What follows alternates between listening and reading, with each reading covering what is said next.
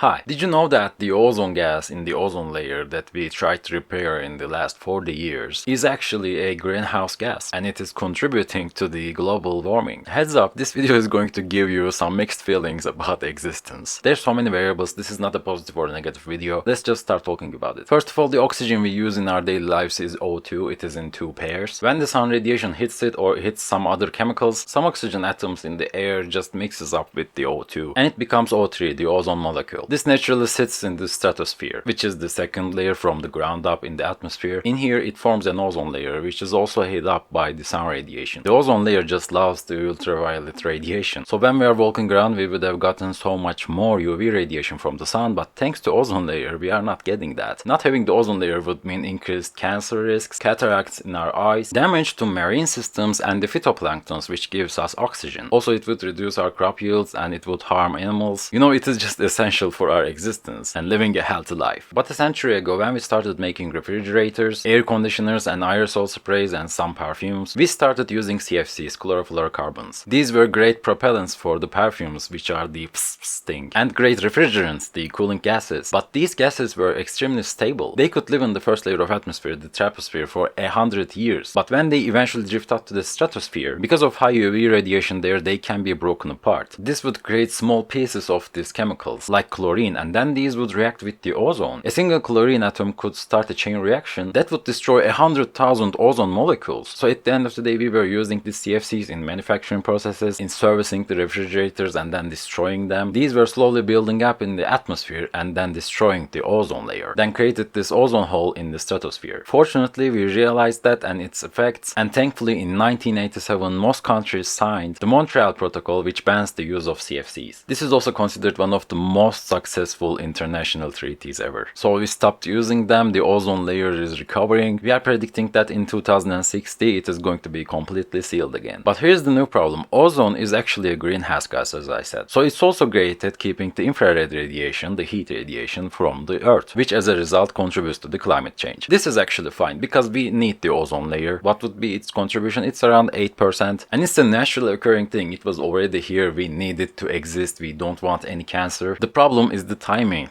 Because we created the hole and it is now recovering, the global warming is accelerating. It's like we were in a depth of greenhouse gases in the atmosphere and we are now paying that back. And this is only the first part of the story, but still it just feels like we both need this and it is also harming us just currently, like in this time. It wouldn't be hurting us with the climate change if we didn't make the hole in the first place, because we wouldn't see this dip in its effect and then this rise again. But yeah, there's nothing to do about this. We should just reduce the other gases. Let's talk about those gases. The carbon dioxide, which is around the 66% of the greenhouse gases as an effect. You already know the drill. It comes from fossil fuels, also deforestation, cement production, and it can stay in the atmosphere for centuries. Cool. Also methane gas, which also have approximately 16% in the share of global warming. It is also surprisingly, or maybe non-surprisingly, comes from us. Agriculture like cows or rice creates that. Also landfills, oil and gas leaks. It is even a better heat trapper from the carbon dioxide. Around 20 times more powerful than that, but it is shorter lived, like around 12 years. We also have nitrous oxide, which approximately contributes 6% to the global warming. It is also very long lived, around 100 years, comes from fertilizers or agriculture or some other industrial processes. The fluorinated gases like CFCs we have used has contribution around 2% right now, because they are also heat trappers in the atmosphere. But some of them are not banned, some of them are hydrofluorocarbons, which are now used in modern refrigerators instead of the old CFCs. These are not harmful to the ozone layer, so we are using them, but they are still greenhouse gases, so we should be careful about them too. So you may ask, you made this video to say what? We have this natural occurring thing and you're just like reporting it back? Actually no, we are contributing to that naturally occurring thing. We have man-made ozone in the atmosphere, in the troposphere, in the lower layer. From vehicles to factories to agriculture to other industries to fires to paints to waste and landfills, we are producing so much air pollution with so many chemicals and molecules. Nitrogen oxide, carbon monoxide, methane, benzene, toluene, formaldehyde, and so many more wandering around in the troposphere where we live in. And in here, some of the UV radiation still comes and hits these gases. That creates other radical oxygen atoms, and these still bond with the regular oxygen molecules in the air and creates ozone. So yes, we have natural ozone layer in the stratosphere, but in the troposphere we also have man-made ozone molecules, which are approximately around the 10% of the ozone we have in the atmosphere, but but they create magnitudes of more greenhouse heat trap. Because they are closer to the ground, they are getting even more of the infrared energy that the world is radiating. And because they are in the dense layer of the atmosphere, they are directly contributing to the heated world we are living in right now. It's even harder for that heat to escape to the space. So it's not just the naturally occurring ozone we are having to deal with, which is already like a gap year we made in the greenhouse gases, and right now it is catching up with us. We are also dealing with the man-made ozone in the lower atmosphere because of the air pollution that we did. I know that a single step is not going to fix all of this mess. It's not just using paper straws, it's not just using EVs, it's everything that we did. And we don't really have to change our individual lifestyles that much. Like, to be honest, I don't want to pay 10 times more to make this change. But we should change things bit by bit with small increments, with some laws and regulations here and there. It's not about individual lifestyles and spendings. Yes, maybe billionaires are contributing more than us, but overall we have just huge industries contributing to this pollution. But yeah, let's just enforce some more rules, like 1%, 2% here and there. We should just change things really. Did fixing the ozone layer made refrigerators more expensive? Just let me check that, please.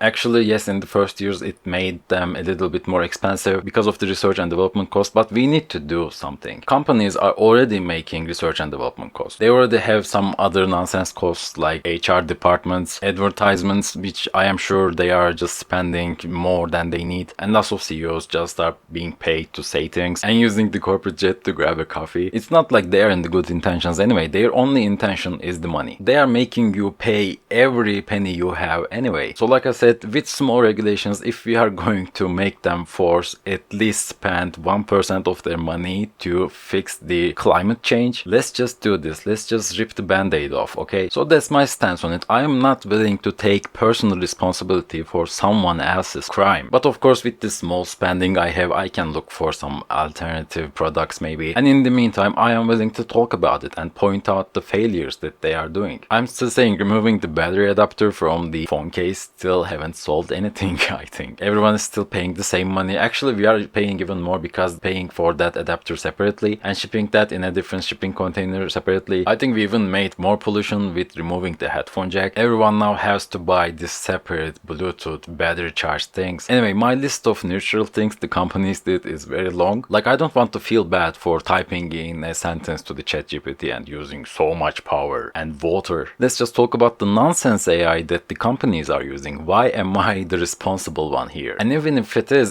it my problem, or is it in my power to change the efficiency of the chips that you are using? Aren't you are the ones who need to invest into that kind of thing? Like I said, this is not a positive or a negative video. We are just in the middle of this web of crisis of climate change. I just wanted to paint some picture to you so you can even learn more about it and start thinking in your own way with your own perspective. Maybe you are going to talk about it with your friends so more people can be aware of what is really happening. By the way, to clear things, we need the ozone layer. That's a good thing. So this video is not saying the ozone layer was actually bad. No, that's not the point. It's just that it has side effects, and because of its absence and it's now coming back in the last 40 years, we are now seeing its side effects even more. And because of the air pollution we did in the lower layers of the atmosphere, we are creating even more ozone molecules in the place that we don't need, and those ones creating even more global warming that we also don't need. So that's the summary of this video. But if I made any mistakes or I left things out, feel free to point them out or contribute in the comments down below. Also, let me know your own thoughts and perspective about this topic in the comments. I would love to hear back from you. I hope this video finds you well. If you liked the video, please subscribe, and thank you for listening.